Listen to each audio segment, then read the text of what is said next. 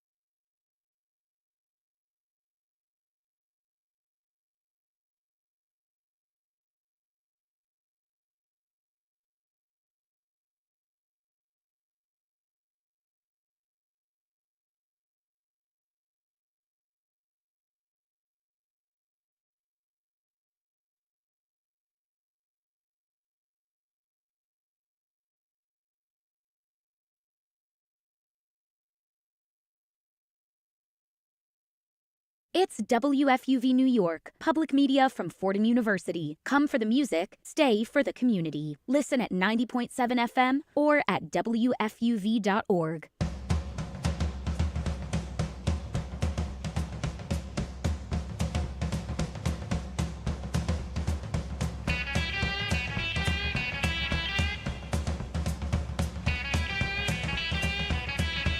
All right, everybody, welcome to another episode of One on One, New York's longest running talk show. My name's Vanessa Kosuda, and I'm here with Faris Amin and Ryan Deptula. We got a really exciting one today. We're going to be talking about the up-and-coming and highly anticipated Super Bowl 60, and another highly talked about current event with Giannis being traded from the Bucks and what that's going to end up being. But first, guys, how are we feeling on this very, very cold Friday evening? Well, I'll tell you, Vanessa, I'm fine. I just recently got off a podcast with WFUV, being the D host.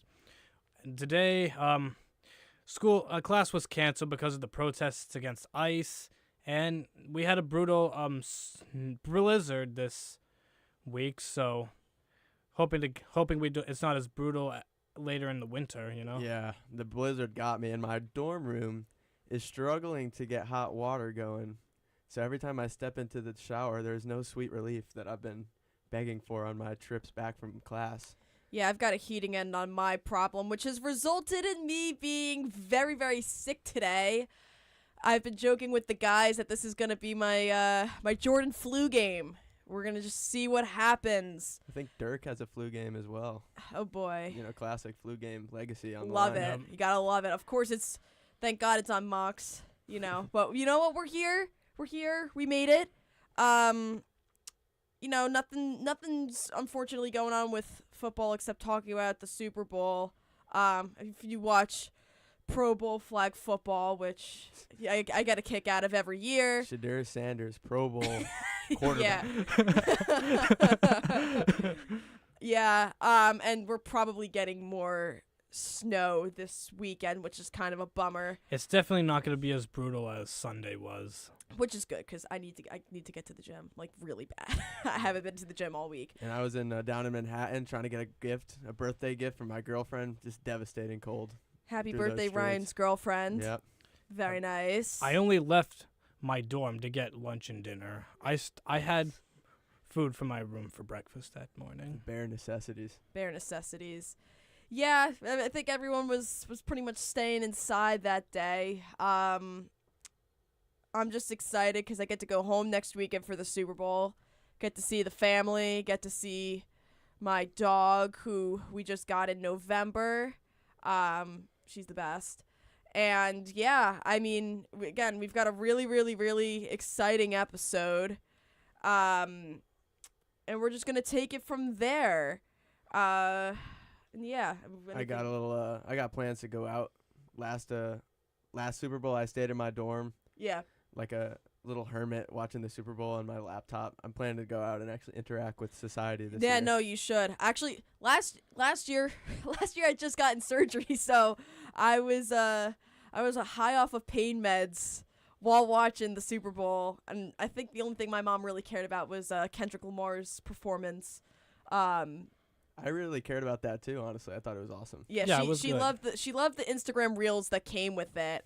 Although I wish he was playing more of his classics. He really dug into the GNX section of his career, and he kind of forgoed the classics. Here's On the thing, God. though, for him to diss Drake on probably the largest stage on worldwide television It's just madness. goes down in history. It was awesome. I'm hoping Bad Bunny can top that, but I don't think he will, to be honest.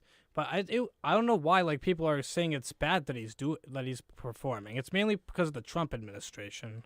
no, it's also just because I don't speak Spanish. I wish I spoke Spanish, Well, but here's I the- unfortunately don't. The big thing that everyone who complains about the Super Bowl halftime show is everyone's always talking about who knows about Bad Bunny?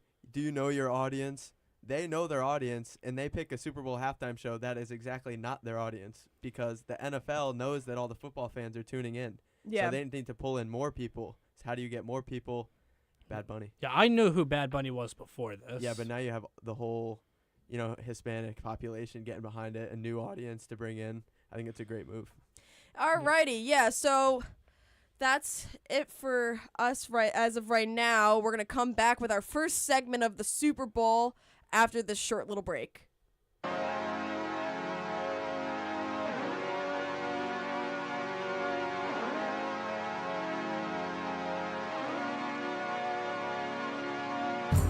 Hello, everybody. I'm Chris Carino. And I'm Joe Henry. Tune in weekly for NFL Friday, your exclusive WFUV sports podcast for all things National Football League. We'll be covering everything on and off the gridiron for the biggest sports league in the world. Every week on Spotify, Apple, and wherever you get your podcast. Can the Eagles repeat? Will the Jets or Giants finally take a leap? What's Shadur up to? All of that and more on NFL Friday on WFUV Sports.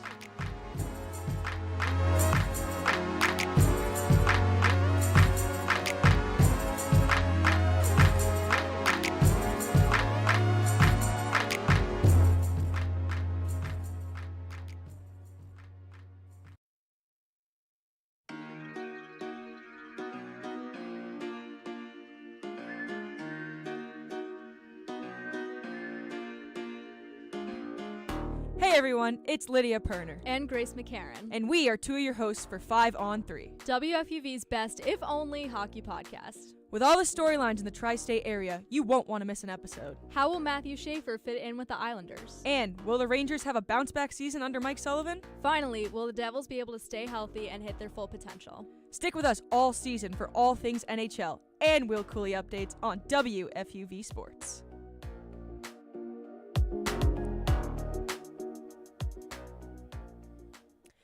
All right, everybody, welcome back to WFUV. If you're just joining us, I'm Vanessa Kosuda, and I'm here with Faris Amin and Ryan Deptula. We're now on to our first segment, which it's crazy that it's here already, and kind of unfortunate because I've really enjoyed this football season, but we're here. Super Bowl 60, guys. Yeah, I'm excited. Wow. Patriots, I am so looking Seahawks. forward. Crazy weekend with the championship games. Well, not really the AFC. I kind of fell asleep during that game.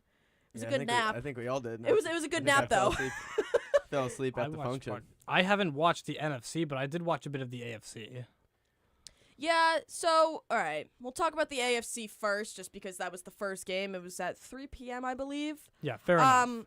I was really looking forward to this weekend, just because then again we were stuck inside with the snow. But I knew that this one wasn't gonna really be that exciting, just because Bo Nix was out. And I had a feeling that the Patriots were gonna win, which my prediction was right from last week, which I'm really happy about. I'm just disappointed that it was a very low-scoring game in the sense that it was 10-7. Yeah. I thought there would be a little bit more, but I think the snow coming in towards the second half, I think it was starting at the start of the third quarter. If they were just like, yeah, we're just kind of gonna milk the clock here, do whatever we can on the defensive side, and just go from there. So what are your thoughts on that?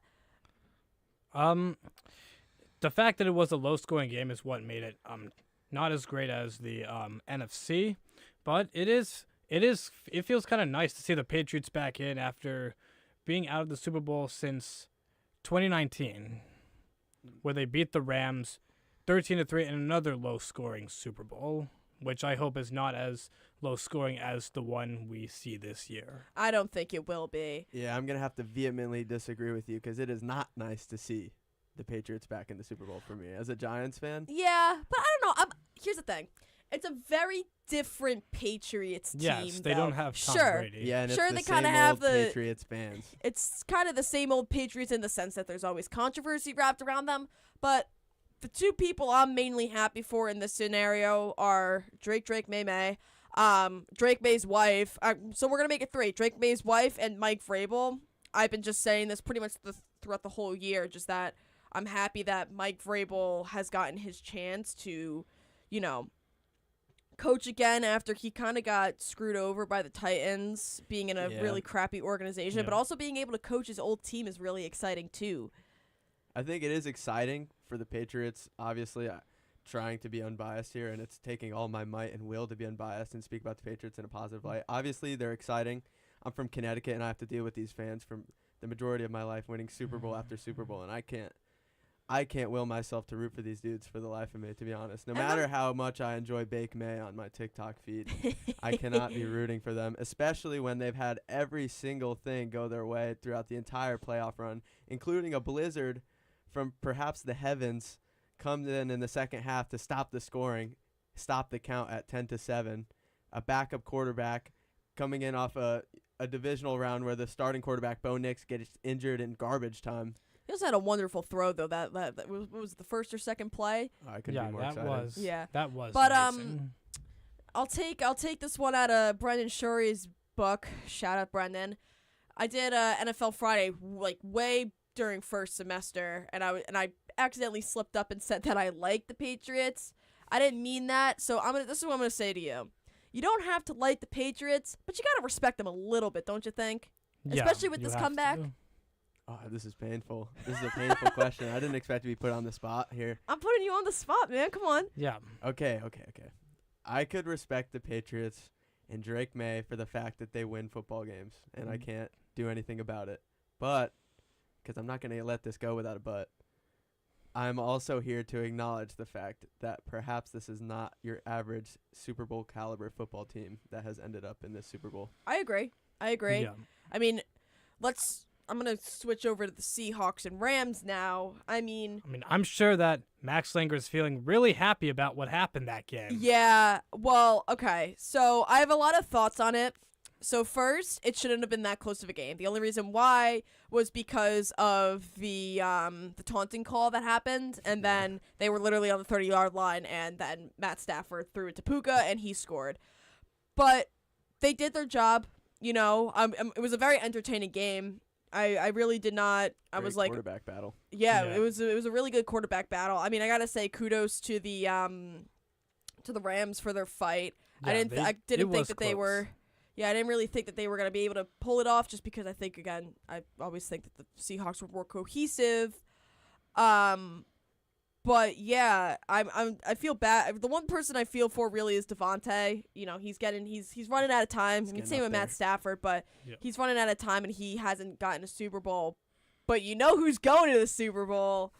Samuel Darnold. What Who a would've comeback. It's a miracle for him. Mr. Seeing Ghosts is going there, not only before any of his draft class, but we're going to talk specifics here. Baker Mayfield and Josh Allen. Yeah, I mean, that's just a daunting stat. I mean, let's get real. Football is a tale of two. There is a defense on the side. So, I mean, Yes. if you bless perhaps Josh Allen with the level of defensive play that Sam Darnold's been blessed with, I would bargain that Yeah. Josh Allen would have made the Super Bowl as well. So I'm not going to sit here and act like Sam Darnold is. But I need to get back on this hype train here because I am equally in love with Sam Darnold. I'm so happy that he's revived his career and he played extremely well in the biggest game of his career. Yeah, no, I'm thrilled for him. Just because the Jets are a very, very bad organization. I'm always going to say that they always have been, always will be. But then he's just been he got screwed over by the Panthers. That was just like a tough situation. Then he technically made a Super Bowl with the 49ers, but then again, he didn't start. But then he made the comeback with the Vikings, which was really cool to see. It was just, tough loss at the end against the Rams. And now he's here. And it's really, really cool to see, because a lot of the times, once they have those really bad consistent seasons and are called a bust, then they usually can't make it back. But now he's here, and I think it's just something you have to root for at the end of the day. Yep. If Sam Darnold wins the Super Bowl, it is something, if you ask me. Yeah. It's definitely a comeback story. I think, once he got his shot to start on the Vikings, it was really just like a shot in the dark. Nobody really expected that Sam Darnold was actually going to come in and be an elite quarterback. And then he has a great season. The Vikings give up on him essentially in favor of 9, a.k.a. J.J. McCarthy, in favor of 9 of all people. And then the Seahawks, one man's trash is another man's treasure, and there you go. Now they're in the Super Bowl, and they got an elite quarterback. Yeah, and I'm thrilled I'm happy to see that there's a new version of the Legion of Boom with the good old MOB. I'm really happy. I love that defense. I just really love everything about them. I love JSN too. I love Kenneth Walker. I think it's just a really, really nice team. I love their head coach. I think he's a great guy. So I really just think it's, Seahawks game. I'm just hoping it's an entertaining game, but at the end of the day, they are a very, very cohesive team. So we could get into score predictions if you guys want. Yes, let's do it. All right. So Faris, we'll start with you. What are your trade predictions? Score predictions here. I don't know. It's going to be a tough one, but I am going to say the Seahawks will get their revenge on the Patriots from Super Bowl 49, and I'm going to say Seahawks will win 28-21. Okay, that's a good one. Yeah, I'm a little more bullish on the bullish is up, right? Yeah, on the stock market, bullish is up. Yeah, I'm bullish on the Seahawks prospects of just dominating this game. This is the best defense and the best offense the Patriots have seen all playoffs, perhaps all season. Definitely all season. This is the best team in the league. They're going to win this 41-24. Wow. Something like that. That's very ambitious. Yes. That's really, really ambitious. This is what I'll say. Trying to think of something that's ambitious but also generous at the same time. I'm going to say 35-24. I could see the gears turning. Yeah, who is going to be the winner here? Seahawks. I mean, their biggest opponent was the Rams. It was really very back and forth. I mean, well, to be fair, me and Faris kind of beat Max Langer on that last week. Yes. Sorry, Max. My Love prediction you. was correct. Yeah, Respect, brother. We were correct. But yeah, also Seahawks kind of need to end up on a bang now that the team's being sold after the Super Bowl, which is also crazy. Yep. Speaking of bullish, sell high on the Seahawks apparently. Yeah. Well, how about we ended off on this with you, Ryan? What do you think the Seahawks are going to go for when they're sold? I don't really know valuations on NFL teams. I feel like the Celtics were sold for like $4 billion, so maybe the Seahawks are like a $3 billion. I have no clue. Yeah, that seems reasonable. I have no clue. All right, well, that is going to be it for segment 1. You guys are going to hear about the second segment after this quick little break.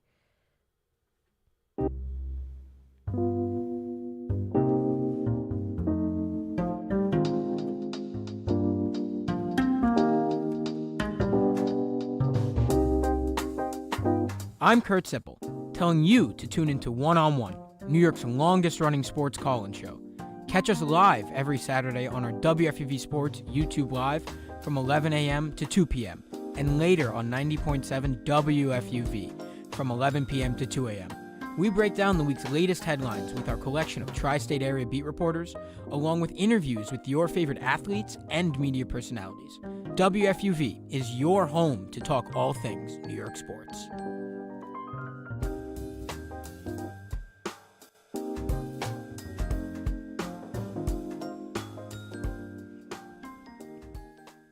All right, everybody, welcome back to One on One. Here is Ryan Deptula with the updates. The one-on-one scoreboard.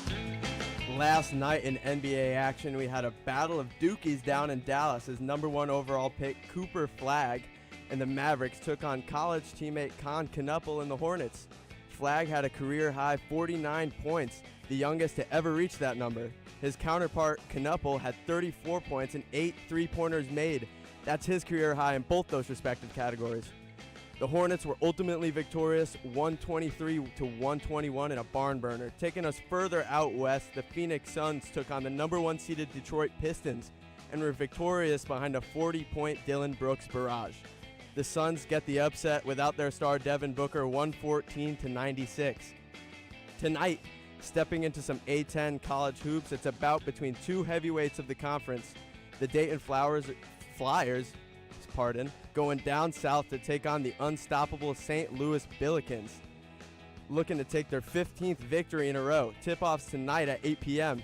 And for a little 9 p.m. nightcap, the VCU Rams are looking to climb their way up the rankings against the bottom-seeded Loyola Chicago. Again, that's at 9 p.m. tonight on ESPN2. I'm Ryan Deptula with your one-on-one score update.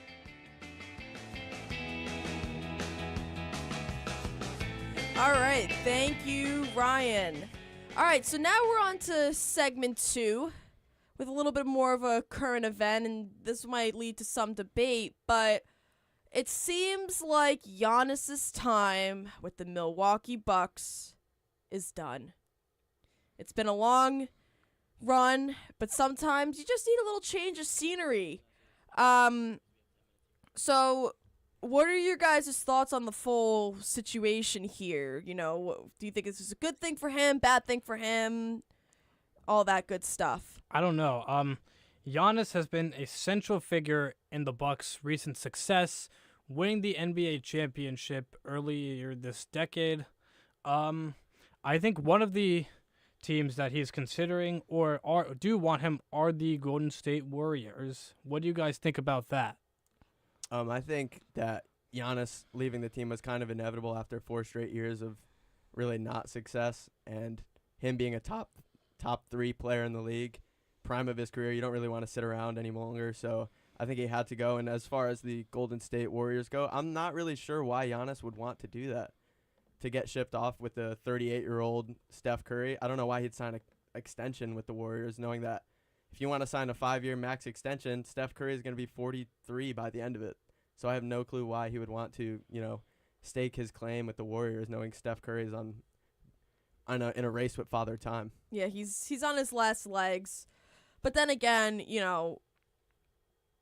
might be even looking at it from a present situation. I'm not sure if Giannis is going to really look at the 5-year time. You never know. But yeah, I don't see it as a good place for him to land. I think he's better off with being with like a good young team where he could just be another leader, really carry everyone with him, and just be this like big momentum booster. Yeah, there's 2 other teams that are in big discussion as well, because I think my preference, and I think the league's preference, would be to keep him in the Eastern Conference, because the Eastern Conference is devoid of stars. The New York Knicks and the Miami Heat are the 2 leading in the Eastern Conference. It would be shooters. sick to see him at the Knicks. Yep. Yeah, it would be really, really awesome. I mean, I like the Knicks. Do you think the Knicks could potentially win the NBA championship should he join them? Yeah. All right. Well, really quick, guys. We've got Kurt Sippel from Brooklyn talking about the Giannis trade. Kurt, what do you have to say, dude? I'm hearing all this mumbo jumbo about the Knicks getting Giannis, and that's just y'all don't even have enough picks to take another draft pick in the next 10 years. The place where he is going to go is across river to Barclays Center with the Brooklyn Nets, who have enough assets to trade for Giannis to be a Brooklyn Net for quite a long time. Dude, you're nuts. Well, the Nets are not going to get Giannis. No one wants to trade Karl Anthony Towns for nothing. That guy is worthless. Pretty much cut him at this point with a $60 million contract. You're going to be paying him forever. Bottomless franchise that doesn't win. Why would he want to be a New York Knick? Listen, I'm a Knicks fan here. You're speaking a Knicks fan here. Why would he want to go to the Brooklyn Nets? And second of all, if he goes into the Brooklyn Nets franchise and whoever you guys trade to go get him, God bless him, and I wish him a happy retirement and essentially the end of his career. Not a being happy retirement. It will be a happy. It will be a happy retirement when he's hoisting 2 Larry O'Brien trophies with Yegor Denim at his side, a young point guard and places to go. Not a foul baiting Jalen Brunson who foul baits at 3 to try foul baits at a 3 to try to win a game. That's all I got to say about that. Have a great one, everybody. Giannis is a Brooklyn Net. All right, thanks, Kurt. I don't know what he was going on all about over there. That was pure nonsense in my opinion. But thanks, Kurt, for your lovely, entertaining call. That's not happening. But that cannot happen. Yeah, I really don't know what he was going on about. I don't think he knows what was going on either. If Giannis wants to throw away his career, Brooklyn. Yeah, suit himself. Suit himself. Cross that Brooklyn Bridge. Yeah, I mean, here's the thing though with the Knicks. It's also just really, it would be very, like a big place for him to land just because you're playing at the world's greatest arena, MSG, Madison Square Garden. You're also playing with a team that's this close, pointing to the camera, this close to making it to the NBA championship. Yes, totally. You know, I think that it could be big. It could be really, really big. As far as the Heat goes, they are also just in need of something new as well. But then again, you know, I think they have a great culture over at the Heat. I think where so it seems too. like no matter who you plug and play, they tend to play hard. I mean, I think the only thing was like that wasn't like super desirable that happened to them was like Jimmy Butler leaving, but Jimmy Butler's Jimmy Butler. Yeah. So it's like, you know, you can't really base it off of that. He's 37 and he just tore his Achilles. But that's so irrelevant. that's also why I don't think that the Warriors would even be like a good place for him to land, just because you're losing a weapon in Jimmy Butler. We don't know how long he's gonna be out. He might be out for the rest of this season and even into the beginning of next season. He you also know? may never be the same. He's 37 years old. Like ACL tear could be the end of your then your days up top. Yeah. Steph is old. Who else is even on there? Draymond Green's still on there. Old. We got old. Kuminga. He's got the Grays coming out. We have Kuminga, Podziemski, Portis, Kuzma. I think Kuminga or Pods would probably be in the trade, for Giannis. You got to remember, you know, Giannis ain't coming over for free. So all the young players they got, probably getting shipped off. Now, do we think that like some draft picks are going to be thrown in there too, or it's going to be a healthy slew of draft capital involved in wherever this yes, this goes. there will be something from the drafts. Yeah, I mean, I think it's also just sad for Bucks fans just to see their franchise player leave. I mean, the Bucks are probably going to go downhill from there. Am I right? Yeah, I mean, I think they need to hit rock bottom to then climb back up. You see this a lot with different franchises, and then they end up back on the top with some new franchise player. It's just it's the cycle of sports, you know. It's just that's what sports is all about. Trading Giannis and then finding a new team is just a self-admitted retreat. That they're dealing with a problem. Yeah. They do have 6 days left though. The draft deadline is the 5th of February. I believe they said they're willing to wait until the offseason. But I partially don't believe that because I don't know why Giannis would want to stick around that Bucks facility for too long. I don't think that's going to happen either. Yeah. So, I mean, that's it with Giannis, and that's it with our show. That's all we have for you guys today. For Faris Amin and Ryan Deptula, I'm Vanessa Kosuda. From our sports director, Bobby Ciardafini, you are listening to One on One, a product of WFUV Sports. Have a good day, everybody.